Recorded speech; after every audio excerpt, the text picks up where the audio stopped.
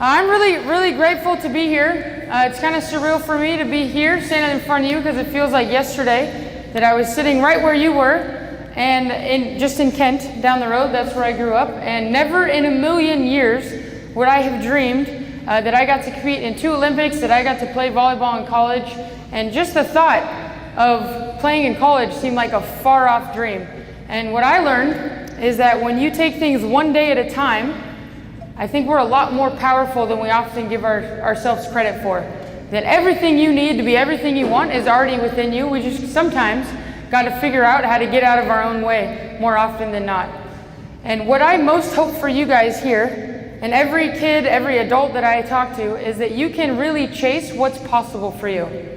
And if you think about, how many of you, it's your first day of high school today? Oh, that's what's up. Welcome.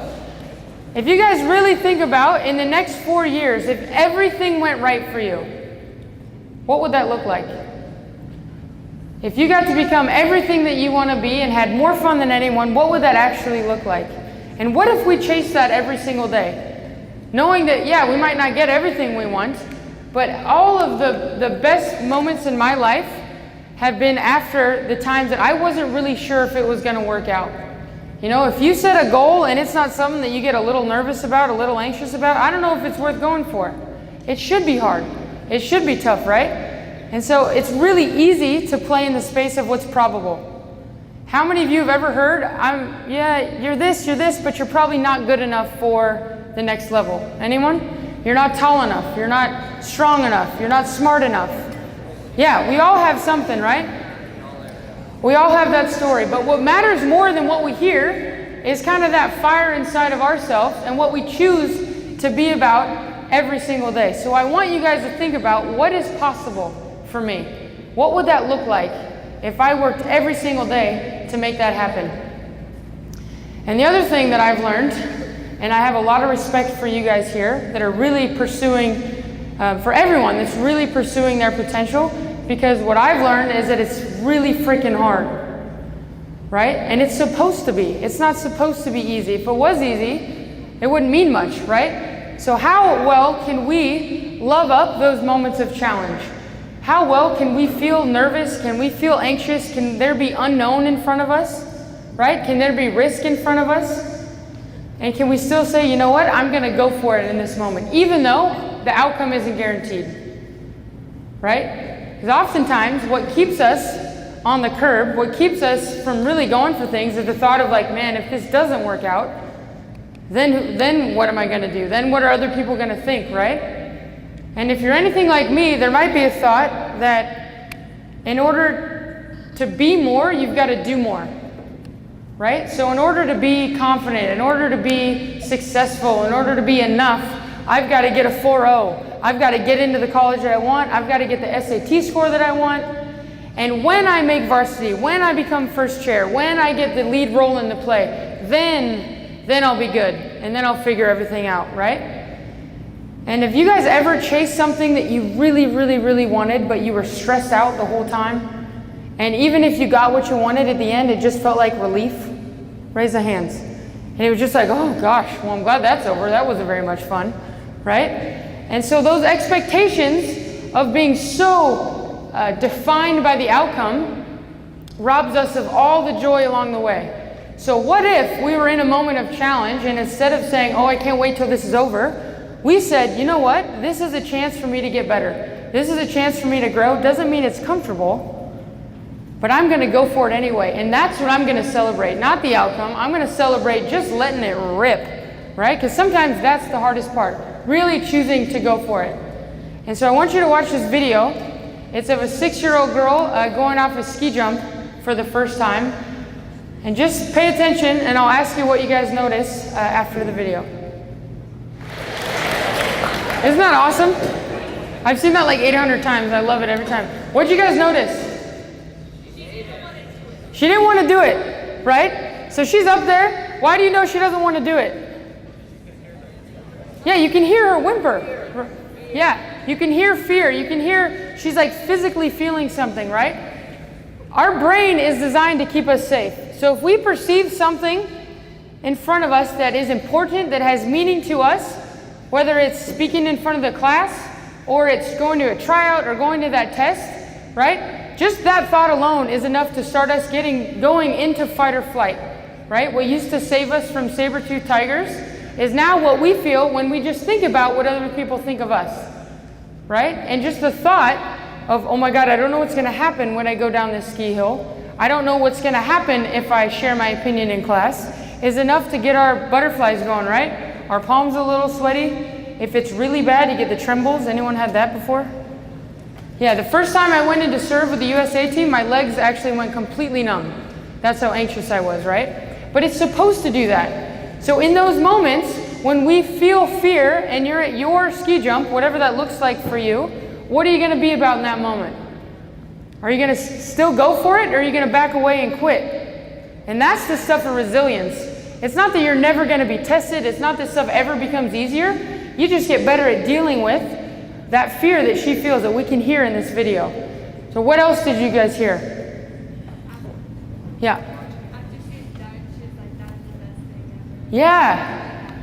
Yeah. Yeah.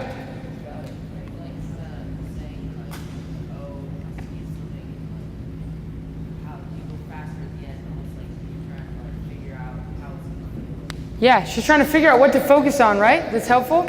You guys know where confidence comes from? Where's confidence come from? I think it comes from our self-talk. And you can hear her because she's 6 and she doesn't have any shame in sharing what she's going through. Oh gosh, I don't know if I can do it. Do I do this? Do I do that? Is it steeper? She's gathering information, and then she says, here, and then she says, go. And she locks in. So how well do we coach ourselves in moments that we're really anxious? Do we say, hey man, you're an idiot. You shouldn't be feeling this way. If you were only smarter, you wouldn't feel this way. If you're only more talented, you wouldn't be this nervous. Or do you say, ooh, all right, hold up a second. I'm nervous. This only means that I care about what's in front of me. And so I have 2 choices. What am I going to be about? And am I still going to go, or am I going to play it safe? If you guys really want to reach your potential in whatever that is, and you want to be your absolute best, how many of you guys really think in life like you want to go for it?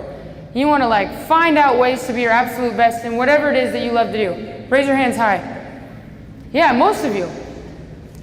If you want to do that, you're going to have to get uncomfortable in those moments and embrace those moments at your top of the ski jump. What did you notice from her teammates at the bottom? Like she's like, yeah, what did they do? They were cheering, kind of, yeah. But not like, they weren't getting real stoked, were they? Yeah, we could probably do better. They were kind of lame, right? So as a school, as a class, as an individual, what are you going to support? Are we supporting outcomes? Are we cheering people on? Or do we notice when people are really getting to their edge? And can we cheer them on? Can we fire them up for really going for it? And if that's what we're celebrating as a school, we're going to really find out what we're made of, and it's going to be a whole lot more fun on the other end. And so that whole I've got to do more to be more, I want to flip that. I want us to flip that as a school. Can I work to be more of myself in moments of calm, like right now? And can I also work to be more of myself when I'm really on the edge? And work to get right in that moment. And if I do that, there's nothing that I can't embrace. There's nothing I can't learn to help me grow and continue to be my best. And one of the biggest things that helped me do that along the path, because I failed a lot, is to answer the question, what are you going to be about today? And I think as an individual, being your best, being great, and that's how I define great, is being the best that you can be in that moment, is a choice that we make every single day. And someday our best looks a lot different than other days. And I also think as a leader, it's a choice every single day we have if we're going to be a leader or not. What are we going to be about in that moment?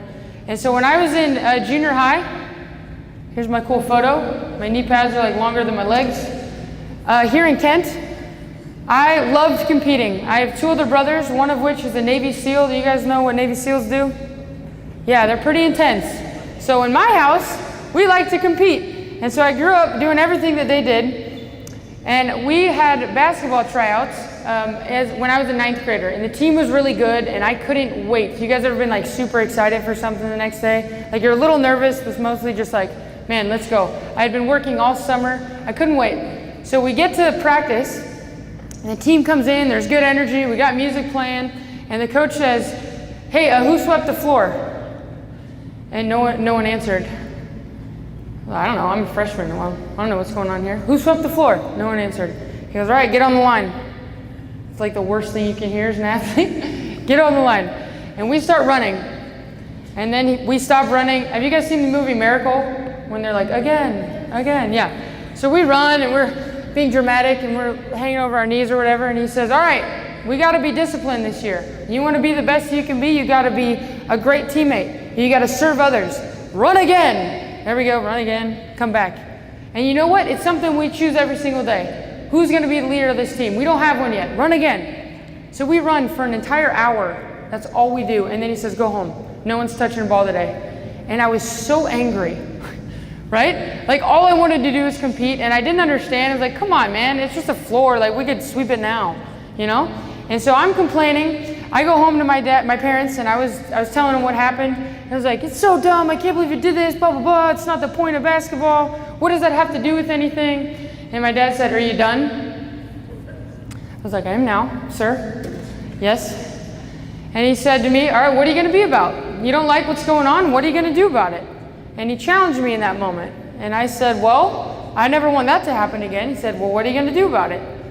And so I said, I'm going to sweep the floor every day. So every single day of my junior high and high school career from that point on, I ran down from practice. I either set up the nets in volleyball before everyone, or I swept the floor before they could even think about saying we weren't going to play basketball. And it was a choice I made every single day, and it became my compass. And so for you guys, what is it that you want to be about? What is it that you want to stand for, and what types of behaviors can you do every single day to live into that? And it's never a point where we just get there and it's over and like, this is who we are. We got to seek that out every single way and compete to find ways to live it out. And fast forward 15 years, so this is a huge lesson for me, right? Fast forward 15 years, I'm on the USA team, and how many of you guys watched some Olympics? Right on. Any volleyball? All right. I won't know if you're lying, so that's fine. Thanks for watching, if you did. So I don't know if you know how it works, but there's about 35 to 40 women from all over the country that get asked to come, or that they try out and they make it on the USA team. And it's gnarly. All of these girls have been the best in college. They've won, 85 national titles. They've been MVP. And they put us in one gym and they say, hey, we're gonna compete for 4 years. And we're gonna stat everything you do. Every ball you touch, we're gonna stat. And at the end of each day, we're gonna rank you. And then at the end of 4 years, we're gonna take 12 of you to the Olympics. Ready, go. Right? It's kind of intense. Have you guys ever been statted and stuff? Yeah, grades, right? Or sports. Every single day. And so it's this really like pressure cooker environment, and it's really, really challenging because you end up failing a lot. And when I was your age, I used to think people that played in college never doubted themselves, never worried about the coach taking them out, never worried about what their teammates thought, never had anxiety, never got nervous because they're so good. And then all of a sudden I got to college and I felt all of those things. And then I got to the USA gym and I thought, man, these girls are rolling up to the gym with like Olympic medals. They make millions of dollars, like they're chilling, right? They never doubt themselves. They never have bad days. They never get unmotivated. And then I saw it. And then I got to go to the Olympics, and here I am wrestling with all the same things that you guys might be wrestling with as well. And it's a choice we've got to make. What do we stand for? Every single day. And those things never go away. It's just what we do with them. And so 8 months before the London Olympics, we've got a thing called the World Cup. You guys heard of that? Yeah, so it's also an Olympic qualifier. And if you don't make the World Cup team, it's really, really, really unlikely that you make the Olympic team because it's in the same year and they've kind of made most of their decisions. And so 8 months before this picture was taken, this is my first serve in London, I got cut from the team. I didn't make the World Cup team, and I was devastated. If you can imagine something you've worked for 15 years of your life, right, and had the blinders on and really committed to, and in one afternoon felt like that got taken from me, I was devastated. And so I decided I was gonna quit. Well, if I'm not going to the Olympics, I'm out. I don't need you guys, fine. You don't need me, I don't need you, I'm out. So I call my dad, I'm crying, I'm complaining, I'm telling him they made the wrong choice, blah, blah, blah. And he said the same thing. Are you done yet? I was like, dang it, here we go. And he said, Court, you got a choice. Like, life isn't fair sometimes. Life isn't easy sometimes. What are you going to be about right now? And it's your choice. It's not mine. It's not your mom's. But both choices have consequences. And if you quit now, I'm not sure you'd like yourself. 5 years down the road, 10 years down the road, you might look back with regrets. So what are you going to choose to be about? And the same thing that I used to tell him I was going to be about in junior high, that I'm going to work hard, I'm going to have fun, and I'm going to help someone else have fun, was the exact same compass that I went back to in this moment of challenge. And I thought, you know what, I'm going to stop worrying about me going to the Olympics, and I'm going to see how much of an impact I can have on this team, whether I go or not. And the first time I stopped thinking about me, and my performance, I started playing a lot better, right? And what I learned there was that sometimes it's not what we accomplish that's most meaningful, it's what we get those around us to accomplish. And so if you guys, I want you to think about right now, the last day of your high school career, and you're grabbing your bag, you're walking out of class, and your high school career is over, you're all gonna go somewhere, whatever you're fired up and passionate about, you're gonna go do. Like, what do you wanna feel like in that moment? What would you want your peers to say? That, you know what, Lauren was a great teammate. She was a great friend. She stepped up when we needed her. She did her best. She had a great attitude. What are those things? And every morning we have a choice to do that. And in my opinion, I used to think it was all about winning and doing and accomplishing. And I've won a lot of games in my career. I've also lost a lot of games in my career. And this is us after we won the bronze medal. And 2 days before this, all of us were crying. All of us were devastated because we lost 15-13 in the semis. Have you guys ever had like a heartbreaking loss? Oh. Even now, sometimes when I say it, my stomach's like, bloop. Yeah, it's devastating, right? So we don't always get what we want, even if we do things the right way. We get everything we have. But what I learned is that the high of winning will wear off. The sting of losing will at some point go away. Sometimes it takes a little longer than others. And what you're left with is how hard you worked to be your best, how much fun you had along the way, and how you helped other people have fun. And nothing that we do as students, as athletes, as musicians, as performers that is beautiful and amazing is something we do by ourselves. We need other people. So what are we going to be about for you guys? What's your class going to be about? What's the legacy that you're going to leave? And how are we going to live into that every single day? And the last thing I want to talk about, I'm going to skip this, is leadership. If I can find it. There we go. And when I think of leadership, I used to think it was like, if you're a senior, you're a leader. If you're a captain, you're a leader. And what I learned is that everybody leads in a different way. And we need everyone to lead in a different way. And to me, I define leadership by finding the good in other people and bringing it out as much as possible.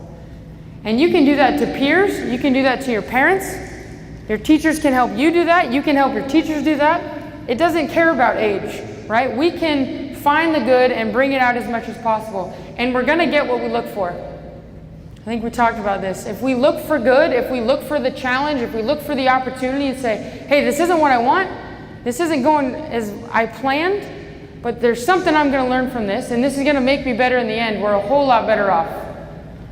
And so I was a captain at high school of the volleyball team, of the basketball team, of the softball team. And I went to UW, and as a freshman got voted captain of the volleyball team. So here I was from Kent. You know, I thought, hey, you work hard, you get better. And if there's anything that I'm good at, it might be leading people. I wasn't a great volleyball player at this point, but I thought, you know, I got a pretty good beat on other people, and I can help them be their best.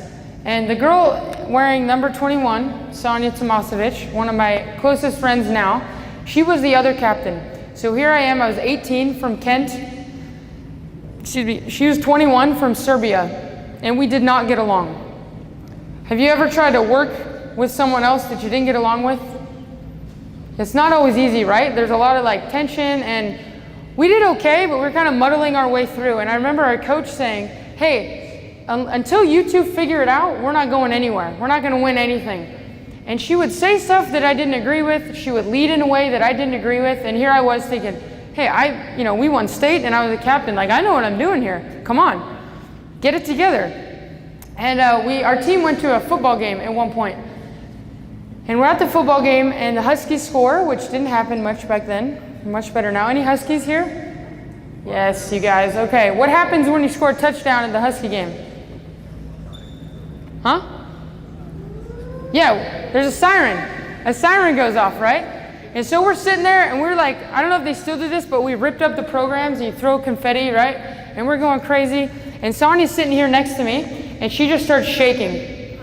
And she starts to get ghost white and she's starting to get really, she's like having a panic attack. She's bawling. And I was like, no, dude, we just scored. Like, this is a good thing. I know you haven't seen it a lot. This is a good thing. What's going on? And so she's still kind of in it. She can't even speak. And so we take her back to the team room. We're like, Sonia, like, what's going on? And she shared in that moment that when she was growing up in Serbia, when they got bombed, those were the same sirens that would go off to warn them. That's heavy, right? So I was like, holy cow. And maybe the biggest change in how I approach leadership happened in that moment, because I never once considered what she had been through.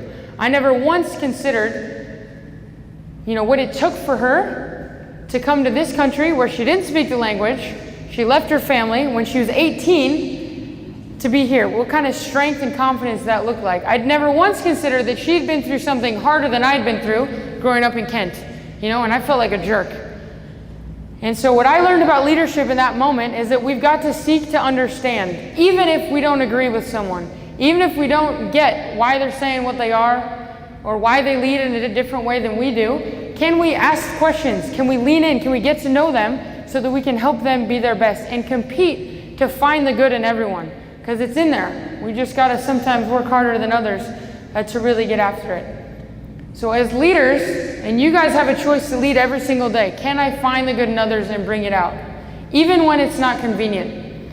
And so I want to show you this video. It's of two triathletes. And I just like it because I think one of them shows up for the other one in a time of challenge. So take a look. What'd you guys see? What'd you notice? Yeah. Yeah, the older brother gave up his win, right? It's a great example. When it's inconvenient for us, how do we show up for other people? When it's Friday afternoon and you can't wait to get home and the week's over and you're walking out and you see someone, going through a tough time and you got a chance to go over there, do you just pretend like you didn't see it? Or do we lean in? Do we stay connected even when it's not easy to? What else? A hand over here? No? Yeah. Sacrifice, yeah. To give a spot, right? Can we put others in front of us constantly? And I think this is a choice that we have day to day. What are we going to be about? And when we're tested, when things are uncomfortable, how are we going to choose to show up in that moment? And we don't have to wait till we get there to decide. We can decide every single morning, what are we going to be about? And I think that you guys are a lot more powerful than you give yourselves credit for. And everything you need to be whatever you want is within you. We just really got to work at it sometimes, but that's all part of the process. So I hope your high school career is awesome. I hope it's everything you want it to be. And I hope that in moments of challenge, you can really stand with conviction and love them up as best as you can. And that's going to help you be your absolute best. So we have a few minutes for questions. If you guys want to ask anything about the Olympics or competing in college or anything. I also brought my medals from Rio and London, if afterwards you guys want to come check them out. So, any questions from you guys or teachers? Yeah. So you were on the team that won gold? We won silver in London, and then we won the gold medal in World Championships in 2014, and then we won bronze medal in Rio. So we, at one point, could call ourselves the best team in the world. We didn't quite get there in the Olympics, so I'm hoping the team this year gets after it, or in the next Olympics. Yeah. I was a setter. Yeah.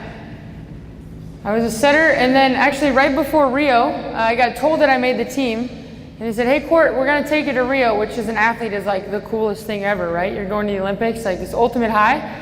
And then he also said, but there's two things. we're going to change your position, and you might not play one play the whole time. Like, skirt, what? You know, and he's like, are you okay with that? And so I switched to a DS. I served and played left back, which was a great opportunity, but also a big challenge because obviously, you know, I was a setter my whole life and really wanted to do that. But I embraced it as best as I could, and we had fun. Oh, yeah.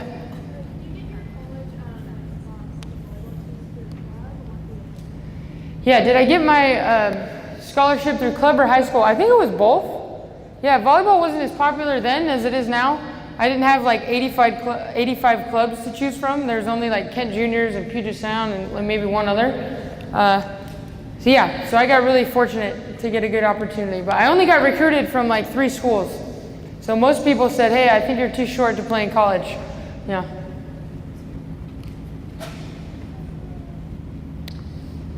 Any other questions? Yeah. I played volleyball for, 20 years. Isn't that crazy? I know. So I played, I started when I was 12. I played at UW, and then I played 10 years after that on the USA team. I got cut from the 2008 team. I got to compete in London and Rio, and I played in 7 countries. So for us to make a living, we would train in the summer with the USA team, and then we would go sign like 1-year contracts. I played in Brazil. I played in Puerto Rico for 3 years, Switzerland 3 years, Austria, Poland, and no, that was it, in Brazil, yeah. So that was pretty fun too, yeah. Do you still play volleyball? Do I still play? No, not really. I play with UW every once in a while, just to have fun and help them out when I can. I tried playing in a rec league with some of my high school friends. It was fun for a little bit, but I'm actually having more fun doing other stuff. So I didn't snowboard much, you know, when I was competing, and I love doing that. So I've been doing that and just trying to be outside as much as possible. What else? Is there another one here? Yeah. Oh yeah. So we started the Give It Back Foundation in 2014, and we felt like I don't know. Someone told me when I was in high school, if you're given more, you owe more back. I don't know if you guys have heard that, but there was a lot of us that started where you were, and we couldn't believe that we got to live our dream and compete in the Olympics. And so we wanted to give back to the communities that really allowed us to live out our dream, and hopefully pass on to the next generation of volleyball players stuff that we had been learning while competing. And so we started it.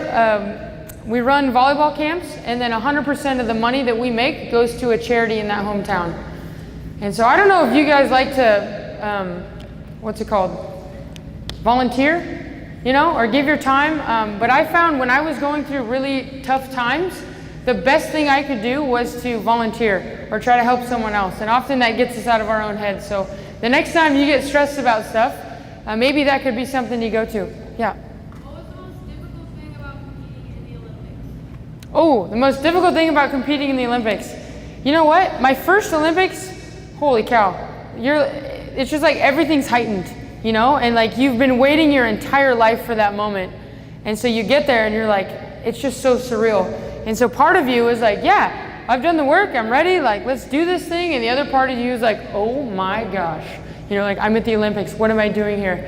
And yeah, there's just a lot of nerves that you kind of get through. That was probably the most challenging, is that just everything feels more intense. But it's also why it makes it so fun, you know? Yeah, it's incredible. Yeah.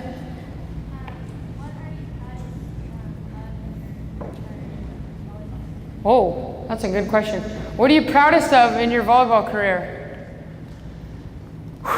I am proud of the teammate that I was. I think my career was full of ups and downs, and the one consistent was that I think I helped other people around me be better, and that was really important to me. And like I said, it started in junior high. You know, that was something that was important to my family and that I tried to live out. And the other thing was, like I said, I think the greatest challenge that you and I have all the time is to just be ourselves in any moment. And in London, I couldn't do that. I couldn't quite get right. Yes. Announcement? No. Okay, they agree. So I couldn't quite get right. And when I went back to Rio, I worked really hard on training my mind, training my body, and I just felt like I could be me in that moment. And to just feel like that freedom when you're playing on the world stage is pretty cool. Yeah. All right. Any other questions? Great. Well, you guys, thank you so much for having me. I wish you the best.